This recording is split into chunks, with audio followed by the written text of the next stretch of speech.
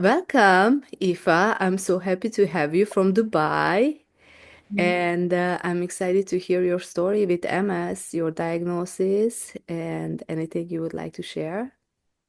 Yeah, that's amazing. Thank you so much for having me. I'm so excited to, just share and listen to everyone else's stories. As you said, you've done 20 interviews so far, so that's absolutely incredible. Thank you. 20 different stories and then your own story as well. So yeah, I'm excited to start sharing and connecting with our MS community. Yes, so tell me the year you were diagnosed and did you have any symptoms? Yeah, I so in November 2014, um, I woke up with blurred vision in one of my eyes. And I suppose the relaxedness of being a 19-year-old, I thought, it's fine, it's just I don't know what it is, but it doesn't matter. And went on about my day and my week. Like I was still going in and out to college lectures. I was still going in and out to my part-time job. And yeah, I didn't really think much about it. And then I thought a couple of days passed, the blurred vision was still there. I still could, and it was like impairing my whole vision. Like I couldn't really see. I was even getting off at the wrong bus stop. So it was funny. I made very light of it. Both Um, eyes or only one eye? one of my eyes, but because one eye it was so blurred, it was affecting my whole vision. Mhm. So I decided I should probably text my mum and let her know about the situation. So my mom's a very grounded, relaxed person. So she just said, I think you should probably go investigate, Aoife. So I took myself off. I literally got up and left out of a college lecture and started the investigation into what's going on with this eye. Um, so very quickly ended up in A&E and lots of tests later, a couple of hours later, this is where I was first introduced to the word MS. So putting that together, it didn't make sense because I was kind of thinking, how could this eye, I'm here for my eye, um, how does that relate to MS? And I suppose at the time, my my interpretation or my visual that I had of MS was I knew a small pocket of women actually from my local community of where I grew up and who had MS, who openly publicly had MS. And so my visual for that was disability, wheelchair bound, and death from MS complications.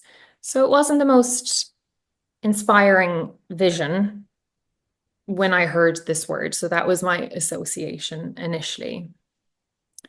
And then, so I was very quickly admitted into hospital to reduce the inflammation that was on the optic nerve.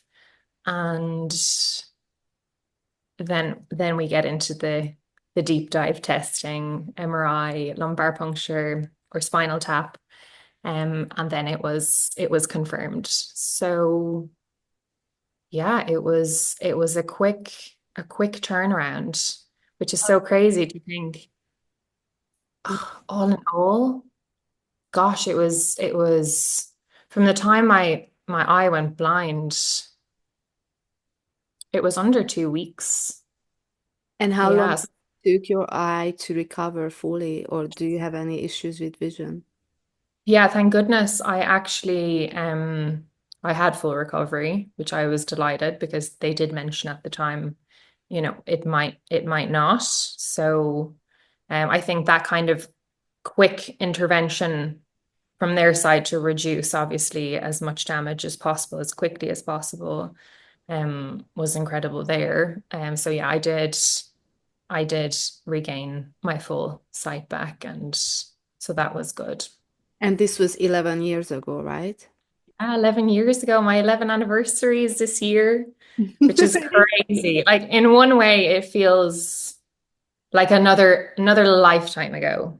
You, But then it's so funny. You just said that 11 years. Yes. Like somebody's talking about, I don't know, a newborn birthday or something. no, I know. I don't know. It's just so crazy. I suppose like I just celebrate it now because for the longest time I denied it, I tried to outrun it. I didn't want to acknowledge its existence. So now it's a part of me. It's not my full story, but it's a part of me. It'll always be a part of me. And I'm just learning to love it for what it is. It was actually it reminds me of a story. So when I first when I left the neurologist office, the first ever neurologist I met at the start of this whole journey, almost 11 years ago. It was the first time I met her and the last time. So I got a new neurologist and I've been with him since, but she was just my referring neurologist at the time. And she was an incredible woman. And I'm so blessed for that to have been my first experience because I know that's not everyone's experience. But she was a beautiful person. And so obviously she shared the news, which no one wants to share with a 19-year-old, but she shared it so wonderfully. And her parting words to me as I was walking out of her office was, go and live your life, but make sure you take time to grieve. And those words, now at the time, I'm not going to lie, at the time, a 19-year-old, all I heard was go and live your life. And out that door I ran, smiling. I had recovered fully and, kind of determined to get on with the next part. But I didn't quite understand what she meant by take time to grieve. And so park that notion. Off I went to live my life, like she said. And what that looked like was this proactive state of trying to fix myself. Because somewhere internally in my mind, I was telling myself that I was broken and I needed fixing. And this very quickly, so this looked like at the time that this was only physical. It was only the physical aspects that I was addressing. So it was diet, which I got really clear and strict on, and movement, which I got really clear and strict on. And it was this hyper fixation on trying to heal my body, trying to fix my body that was broken. And it didn't take long. Like it was by my 21st birthday, I developed an eating disorder and I was suffering from low moods, depression. And it was only then in my darkest moments, I can say up until that time, that I heard those words of my neurologist, Echo, and of taking time to grieve. Make sure you take time to grieve. And it just clicked. And it was like, oh my goodness, it makes sense now. Because I hadn't once ever stopped to acknowledge. I didn't want to acknowledge. Like I said, I was trying to outrun it. I was trying to do anything but, accept what the reality was. And I don't mean that in a morbid way, but acceptance was the key there, and once I understood that, I was left with this choice. And the choice was I could either become a victim of MS and allow it to control my life and control every aspect of everything and keep on this downward spiral that I was on, or I could accept it and, live the life that I have been given. So yeah, that mindset shift was just everything. There's this wonderful quote that I love, and I always mess up quotes, so I hope I get this right. But it's when you change the way you look at things, the things you look at change. And like that just embodies everything about the mindset, like how we choose to look at things determines our outcome. It's like what we focus on, we magnify. Yeah. So It's yeah, so true. Thank you for sharing that. Yeah, I feel like it was the same awakening thing for me after 3 years of trying to fix myself and try all different diets and thinking that whatever I put into my body is gonna help. And it did for a certain period of time, but then the stress and anxiety and the fear is still there. So until you actually turn inside instead of like waiting something from the outside to happen, that's when you go to a surrender moment or a shift, awakening. 1000%, 1000%. Yeah. So you are not on medication. Why did you choose not to go on? Yeah, so I was on medication for I'm gonna say it was about 2 years. So it was Copaxone I was taking. And I made the decision at the time because it felt right at the time, um, until it didn't feel right anymore. And I thought it just felt icky, and I didn't like so the Copaxone is the injections 3 times per week. I was about Um, to say you weren't taking it, you were giving it to yourself, which is yeah, completely different.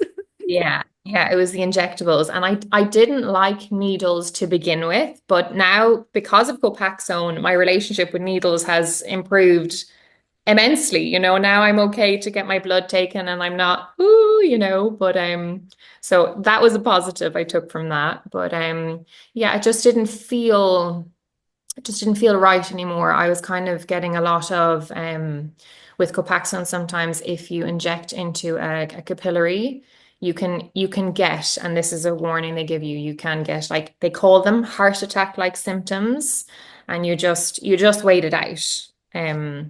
So they were becoming a bit more frequent, and I just didn't like it. So I came off them, and I'm very lucky. I have an incredible neurologist based in Ireland, and I've kept with him since day one. And he's very respectful. He offers, he says, we have incredible options, and there's more research and everything going into MS medication. Um, but I know, but I totally respect. So he is very respectful of my decision, and we work together, and we keep a close eye on MRIs and make sure everything's okay. And he said if I ever change my mind, then you know How frequently are you getting MRIs? I do them yearly. Yearly, okay. And Yeah. everything is stable and no progression. Yeah, so I had no disease progression um for years. They were all stable MRIs, which was incredible. And then just now, my MRI from 2024, which the results I got back around Christmas time. Happy Christmas. And there was one small new lesion. So they were concerned, but you know what to do. And then the conversation of medication starts to be pushed. But I think I have come, it's not the most, no one wants to hear that you have a new lesion or you have disease progression, but I was disappointed, but at the same time not surprised because I came off the back of a year where Did I take care of myself to the best of my ability? No.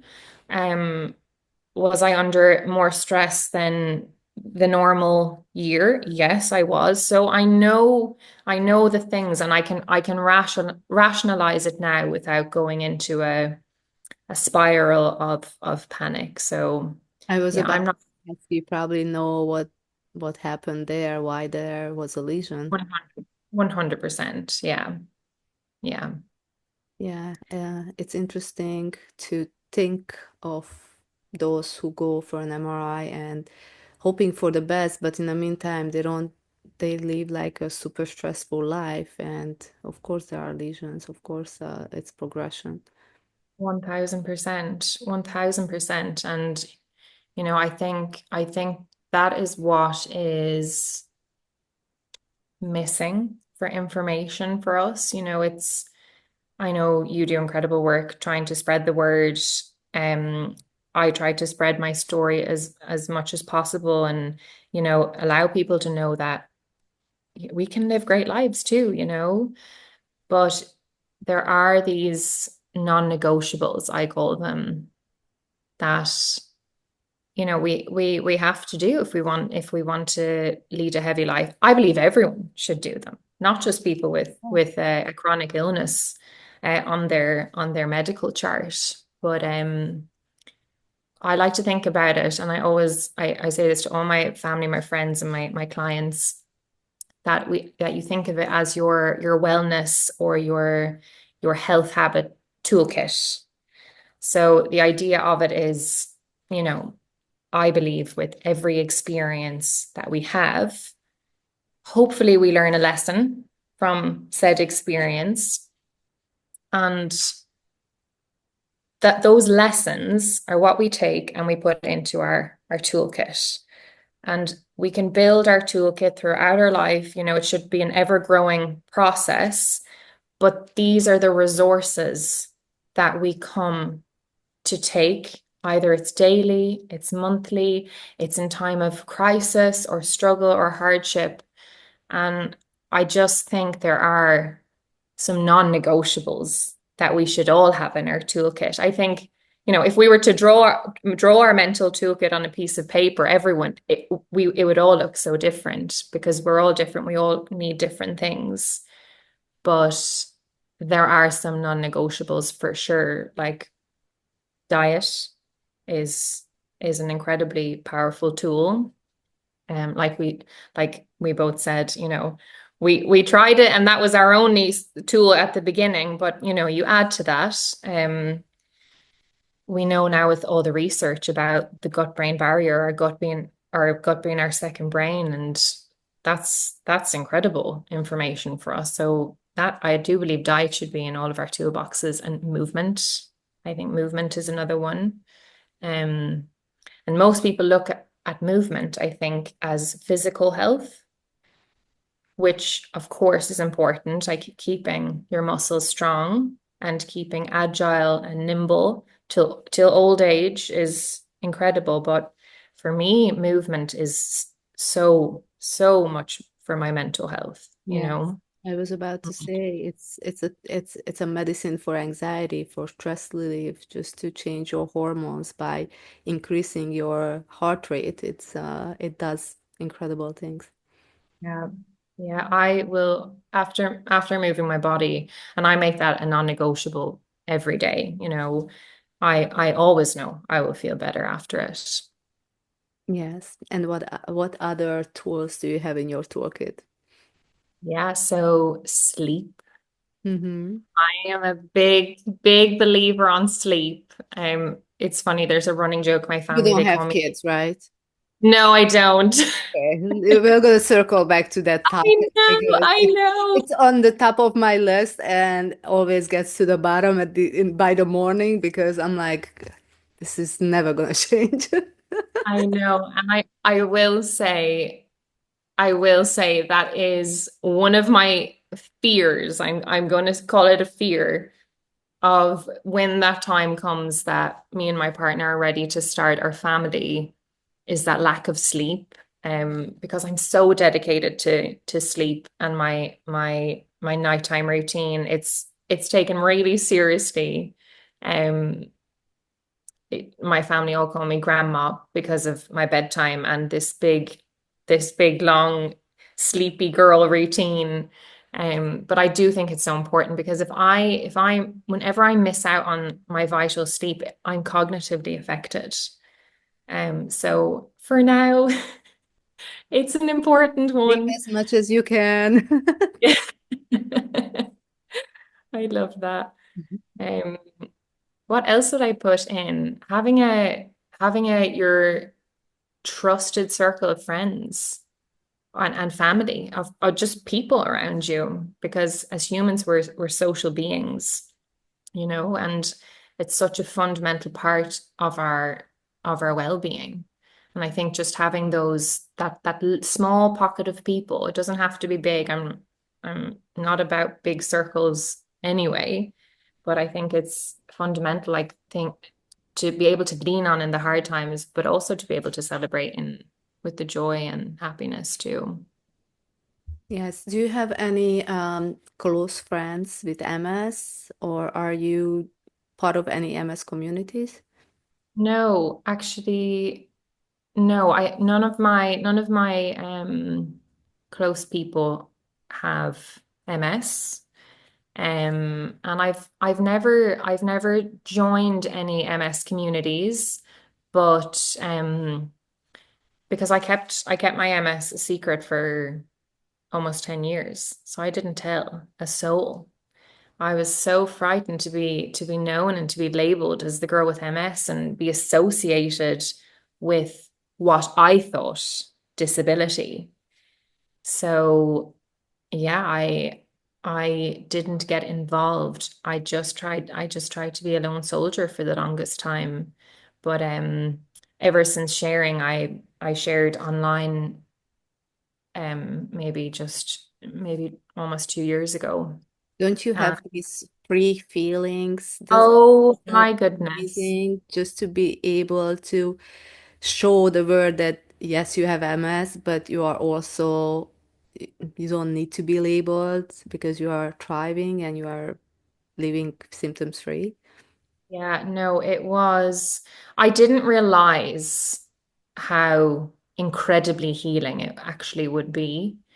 It was it was this release and it was so funny. I remember, and this is classic avoidant style, but I posted it. It was an Instagram post with a little caption, I think, of just introducing myself and MS together as two. And I threw my phone away and I didn't want to look at it for the day because I was so frightened. It's so funny. We make these things Up. up in our I head. mean, yes. It's so funny. But so since sharing, I've connected with so many um young women mostly, some men as well, but I'm gonna say my community is like 90% women online. So yeah, and just sharing their story and be able to listen. And some are veterans, they're in it, they're there a long time, and then there's some that are new diagnosis. And just to be able to be of service to people and to be able to just listen, that's all anybody needs. If I had, I suppose, somebody who I looked up to or I could identify with at the time, like a young female that that might have changed some fears or some perceptions I may have had. So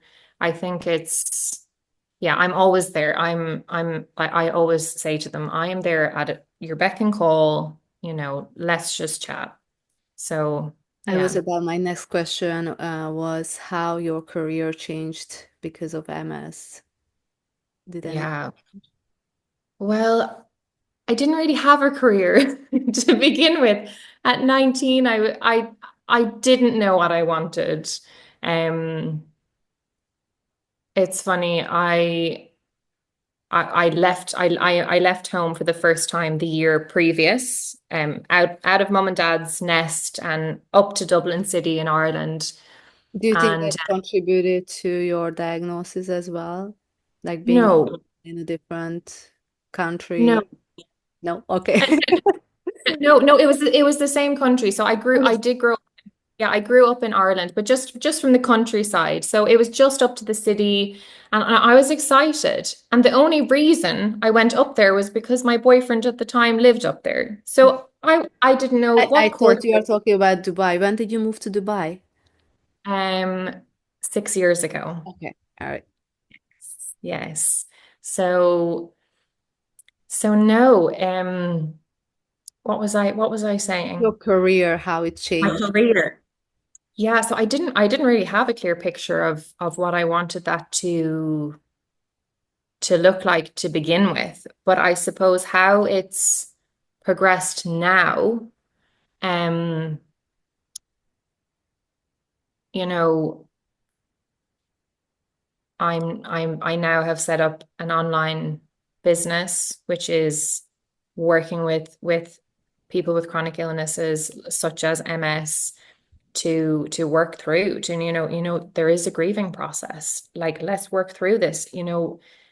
Let's have a look at what limitations you're putting on yourself, because often, and it was the case with me, the limitations of my mind were far more restrictive than the limitations of my body. So, I think being of service to people um that are struggling is something I probably never would have done should I not have been diagnosed with MS.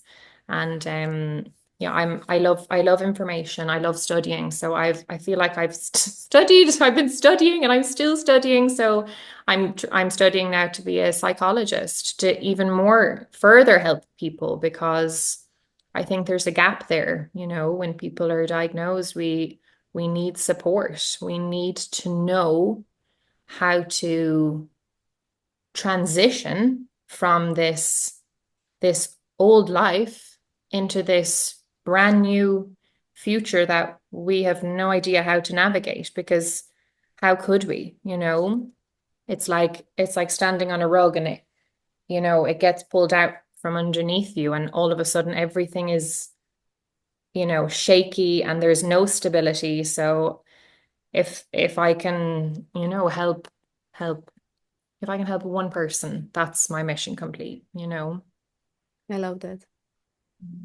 Yes, it's definitely a need for that. So many Yeah. people need that. Yes. Um, yeah, I remember when I was diagnosed, I had no idea. The only place I was able to turn to was Instagram, social media, and it was huge. It helped a Yeah. lot just to talk, find out what everybody is doing, and learn from them. But you mentioned before that there's a gap and there is something huge missing in this field between the diagnosis and how to actually start thriving, because diet would lower the inflammation in your body and you're going to start living symptoms free sooner or later if you are on the right diet, but that's not going to be enough because mentally you are still struggling. And I recently, in the past 2 years, I'm focusing more on spirituality and how to heal from the inside. And I'm actually very excited that I was almost like drawn, or I wouldn't say downloaded, but the book was downloaded during one of my meditation. But this was just came to me to launch a course where people can learn how the gut, the brain, and the heart is connected, and learn what to do and how to fix all three so they can thrive. Yeah, absolutely. No, I love that. I love that. I think there is such a need for that, because people don't know the information. Like, you went on and you learned, you started having conversations with people. People don't know how to access that information. And I think it's some like I always like to remind myself, because I love information. I studied nutrition to gain experience for myself, and I worked in that field for a little while. I studied gut health and now I'm studying human psychology, why the way we are, the human brain, neuroscience.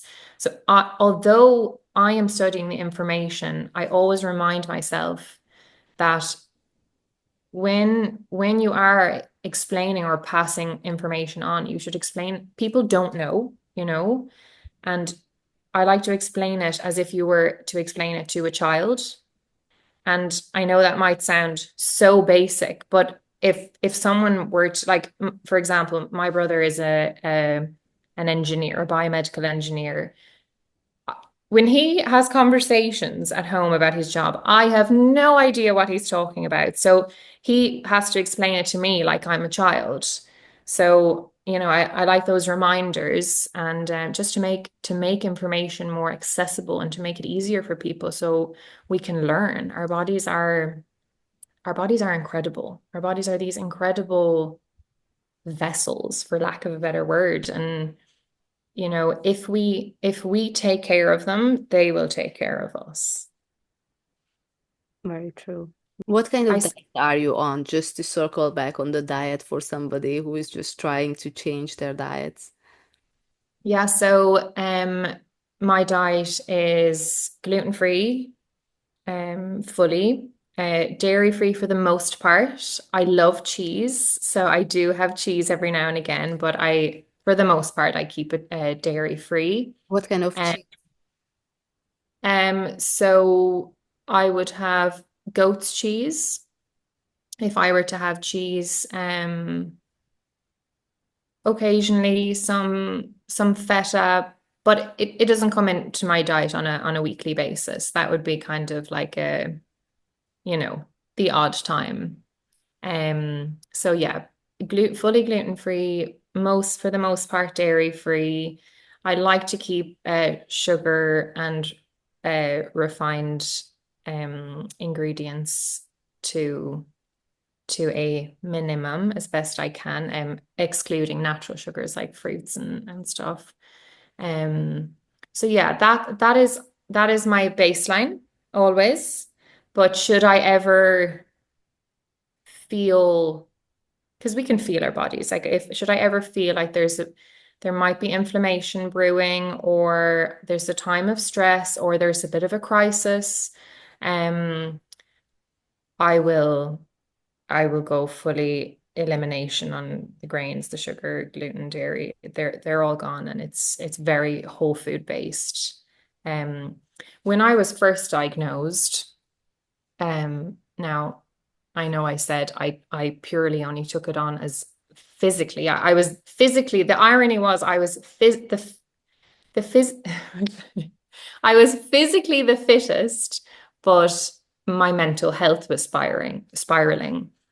But the diet that I took on at that time, and did it for several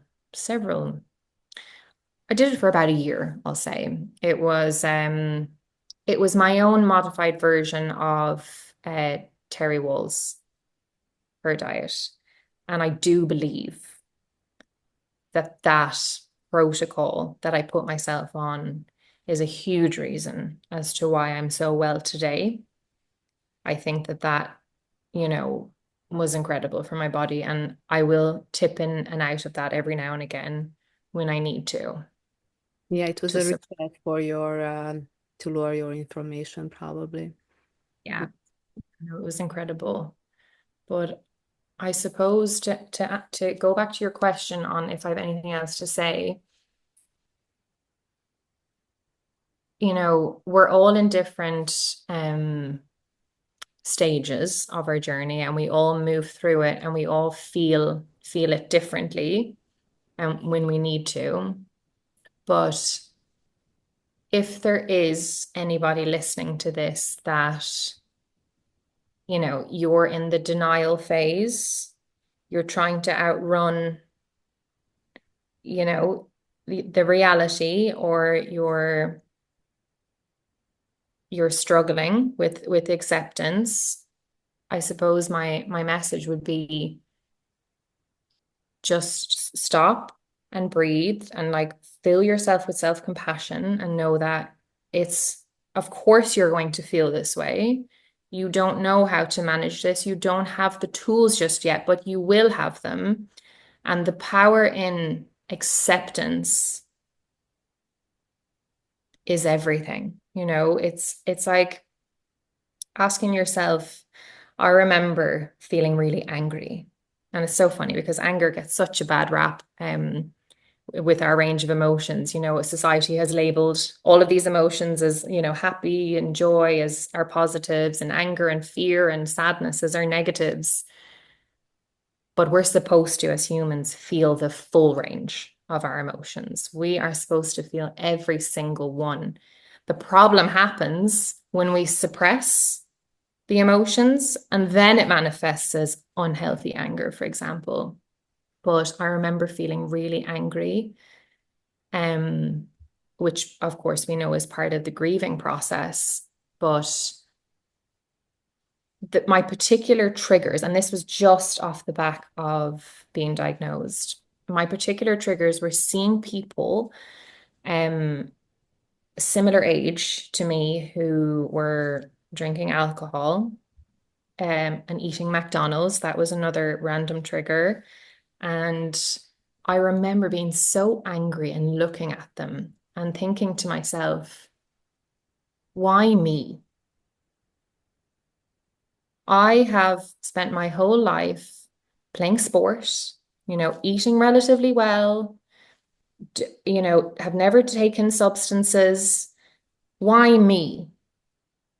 And then I knew I would really quickly have to shift that narrative and that mindset and that story that I was telling myself. And what I started to ask myself instead was, why not me? Because I think as human beings, we think we're these invincible, you know, we think we're invincible. And we always think that things like this are going to that's going to happen to somebody else. But it's someday it might just knock on your door. So it kind of comes back to having your toolbox of resources and building up that mental resilience and having the tools to be able to to deal with what we're given, because it is hard, it is scary, but I do believe mindset is everything. I do believe how we choose to look at something is everything. And Did you being find the able to, answer? Sorry to interrupt you. Did you find the answer to why me question? no, yeah, my answer was, why not me? That's an That, amazing answer. yeah, My answer was literally to I always searched for a purpose in my life, and the universe answered my request, my quest. And yeah, here you go. You have MS, deal with it, and show to the world that you can thrive and manage. And that I was love that. why I me. love that. Yeah, it's like it's cliche, but it's not cliche. I love it. But it's turning your pain into purpose, or turning your pain into power. I think that's incredible. And yeah, Thank you so much. Thank you so much for sharing your story, to giving us all this wisdom and teaching me and teaching everybody. And I think your career, your future is going to change not only one person, but so many people's lives. So thank you. thank you so much, Agata. And what you're doing for the MS community is absolutely incredible. So from a fellow MS warrior to another, thank you so much. And yeah, appreciate you so much. Thank you.